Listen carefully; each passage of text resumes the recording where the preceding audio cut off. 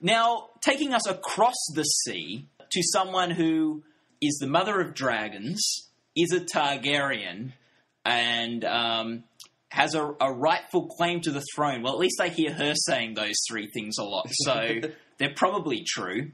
What do we think of Daenerys' game the past season? I thought it was a pretty solid game. I thought she's doing good, and she's my sleeper right now to be the one to end up on the Iron Throne at the end of this. I feel like I don't see anybody else out of these other contenders that are out there. I don't think that anybody else makes sense, and we've spent so much time in these first two seasons on Daenerys. If she just is going to come back with these dragons, and then they're just gonna kill her or kill the dragons. Seems like that's going to be pretty anticlimactic. So I feel like that this is eventually where this is all going, that she comes back with these dragons and takes over.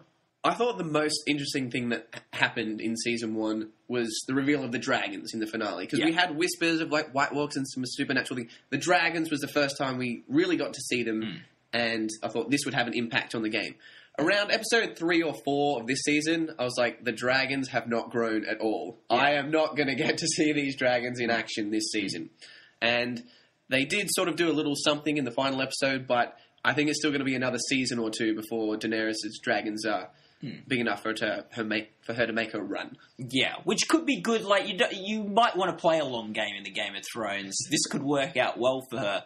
I did think it did seem very promising that such small dragons could cause so much damage by taking out that guy. When these guys are big, they are going to be pretty unstoppable, I would imagine.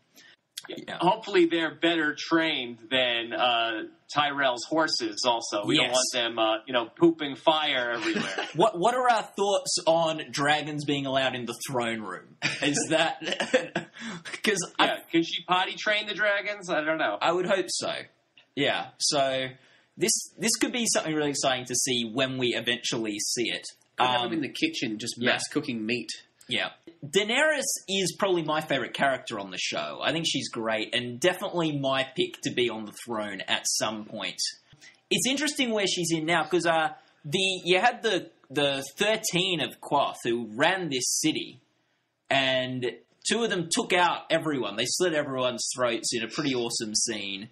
She's now killed one of them and locked another in a vault. Seems like she's now running this city. So how do you feel if you're one of the people of Koth who's just got a new leader, someone who just rocked up a week ago, is now running your city? I am interested to see how Karth became the greatest city in the world, seeing as their entire leadership system just killed themselves in about a week. Yeah. It wasn't even Daenerys really causing the trouble, it was just them all backstabbing each other. How did it become the greatest city if they all kill each other? Front stabbing, really. Yeah, yes. See what happens there. If she just says to everyone, hey, great news, everyone at Quaff, we're going to war. We're going to take the Iron Throne. You're all conscripted. Yeah. Where's Westeros? We never even heard of that. Yeah. Get in the boat. Isn't that going to take us like 2 seasons to get there? Yeah. I checked the map of Game of Thrones the other day, and Koth is such a far way away from Westeros. It's like the furthest place on that map almost. Yeah, think about how long it took Stannis to get just to King's Landing this season. That was he was like 5 episodes on the boat. Like maybe, hopefully that Daenerys goes on the boat most of in between season 2 and 3, and maybe she's like already at halfway there by the end of by the time the 3rd season starts. I'm not sure. I just hope her navigation's better than Robb Stark. Yeah. Yeah. Well, just take a few episodes to marry Jorah Mormont. Okay, well, we have all the political intrigue and excitement, everyone jockeying for the throne. If that's a bit too interesting for you, that's okay, because they've got plenty of scenes at the Wall in Game of Thrones. Yeah, the Wall is pretty terrible.